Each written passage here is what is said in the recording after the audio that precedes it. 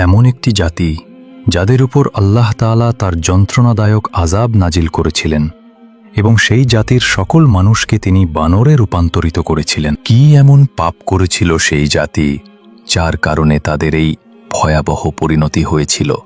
বানর হয়ে যাওয়ার পর তারা কতদিন বেঁচে ছিল এবং কিভাবে তাদের যন্ত্রণাদায়ক মৃত্যু হয়েছিল? যখন তারা বানরে পরিণত হয় তখন তারা তাদের আত্মীয় স্বজনদের কি বলেছিল? আর আজকের পৃথিবীতে যে বানর দেখা যায় তা কি সেই জাতিরই বংশধর? কুরআন ও হাদিসের আলোকে এই সকল প্রশ্নের উত্তর আমরা আজকের এই ভিডিওতে তুলে ধরব। তাই অনুরোধ করছি, ভিডিওটি শেষ পর্যন্ত দেখুন। মানুষ থেকে বানরে পরিণত হওয়ার এই বিস্ময়কর ঘটনাটি ঘটেছিল হযরত দাউদ আলাইহিস সালামের সময়ে। এই ঘটনার পটভূমি হল হযরত দাউদ আলাইহিস সালাম এবং তার কওম সমুদ্রের তীরে এলা নামক একটি গ্রামে বাস করতেন। তাদের জনসংখ্যা ছিল প্রায় ৭০,০০০।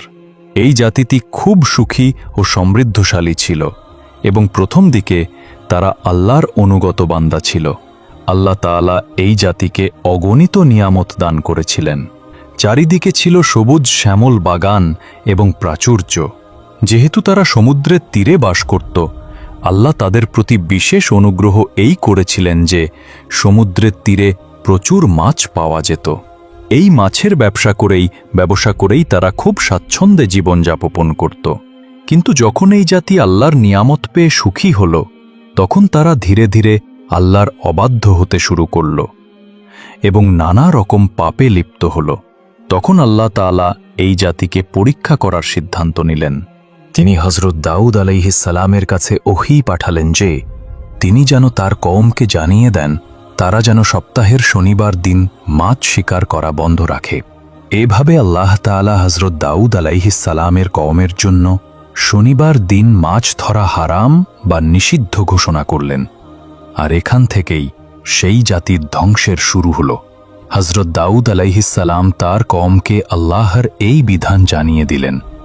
এই কথা শুনে সেই জাতির লোকেরা প্রচণ্ড চিন্তায় পড়ে গেল, কারণ শনিবার ছিল সেই দিন যেদিন আল্লাহর পক্ষ থেকে পরীক্ষার জন্য ঝাঁকে ঝাঁকে মাছ আসত এবং একেবারে তীরের কাছে চলে আসত।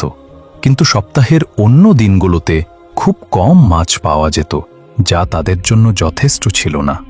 যেহেতু তাদের জীবিকাই ছিল মাছ শিকারের উপর নির্ভরশীল, তাই আল্লাহর এই হুকুম শুনে তারা অস্থির হয়ে পড়ল। তারা বুঝতে পারল না যে এটা আল্লাহর পক্ষ থেকে একটি পরীক্ষা। তখন শয়তান তাদের কুমন্ত্রণা দিল। সে তাদের শেখালো যে তোমরা সমুদ্র থেকে ছোট ছোট নালা বা খাল খনন করে শুকনো জায়গায় বড় বড় পুকুর তৈরি করো।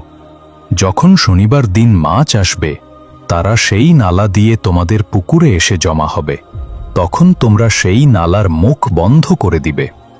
এর পরের দিন অর্থাৎ রবিবার দিন তোমরা সেই পুকুর থেকে মাছ ধরবে। শয়তান তাদের বোঝালো যে এইভাবে তোমরা শনিবারে মাছ শিকার করার হুকুমও মানলে, আবার মাছও ধরতে পারলে। শনিবার দিন প্রচুর মাছ এসে সেই পুকুরে আটকা পড়ত। এই দুর্ভাগা জাতি ভাবল যে যেহেতু মাছগুলো পুকুরে আটকা পড়েছে, তাই তারা রবিবার দিন এই মাছ শিকার করলে কোনো পাপ হবে না। তারা এটা বুঝল না যে এটাও এক ধরনের শিকার যা আল্লাহ হারাম ঘোষণা করেছিলেন। এই ঘটনায় ইহুদিদের এই জাতি ৩ ভাগে বিভক্ত হয়ে গেল। একদল লোক ছিল যারা মাছ ধরার এই শয়তানি কৌশলের তীব্র বিরোধিতা করেছিল। তারা নিজেরা এই পাপ থেকে বিরত ছিল এবং অন্যদেরও বারণ করত। ২. দ্বিতীয় একদল লোক ছিল যারা এই কাজকে মন থেকে খারাপ জানত এবং নিজেরা স্বীকার করত না, কিন্তু তারা নীরব ছিল। তারা অন্যদের বারণও করত না, বরং তারা প্রথম দলকে বলতো, তোমরা এমন এক জাতিকে কেন উপদেশ দিচ্ছ যাদেরকে আল্লাহ ধ্বংস করতে চলেছেন। ৩. আর তৃতীয় দলটি ছিল অবাধ্য ও বিদ্রোহী, যারা আল্লাহর হুকুমকে অমান্য করে শয়তানের কৌশল গ্রহণ করল এবং শনিবার দিনেই মাছ আটকাতে শুরু করল। তারা প্রকাশ্যে আল্লাহর বিধানের বিরোধিতা করে সেই মাছ খেত এবং বিক্রি করত। প্রিয় বন্ধুরা, হযরত দাউদ আলাইহিস সালামের কওমের এই অবাধ্য লোকের সংখ্যা ছিল প্রায় 1200। হজরত দাউদ আলাইহিস সালাম এই 1200 জন লোককে আল্লাহর আযাবের ভয় দেখালেন, কিন্তু তারা তাদের পাপ কাজ থেকে বিরত হল না। তাই যারা এই পাপ কাজকে খারাপ জানত এবং বারণ করত, তারা নিজেদের এবং ওই পাপী লোকদের মাঝে একটি প্রাচীর বা দেয়াল তৈরি করে নিলেন। একদিকে রইল সেই 1200 অবাধ্য লোক, আর অন্যদিকে রইল আল্লাহর অনুগত বান্দারা। হজরত দাউদ আলাইহিস সালাম তার কওমের এই অবাধ্যতা দেখে বারবার তাদের সতর্ক করলেন, কিন্তু তারা থামল না। তখন একদিন হজরত দাউদ আলাইহিস সালাম রাগান্বিত হয়ে সেই মাছ শিকারী লোকদের উপর বদ্দুয়া করলেন।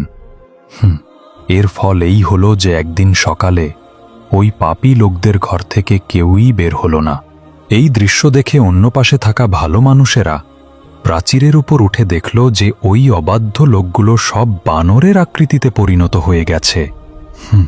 আল্লাহ তাআলা তাদের অবাধ্যতার কারণে তাদের উপর কঠিন আযাব নাজিল করলেন এবং তাদের মানুষ থেকে বানর বানিয়ে দিলেন।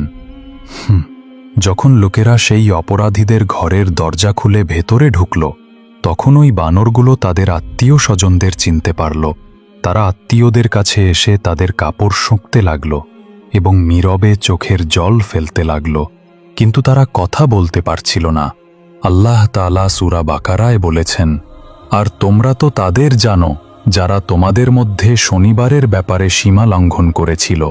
আমি তাদের বলেছিলাম, তোমরা ঘৃণিত বানর হয়ে যাও। হজরত দাউদ আলাইহিস সালামের কওমের সেই 1200 অবাধ্য লোক বানরে পরিণত হল।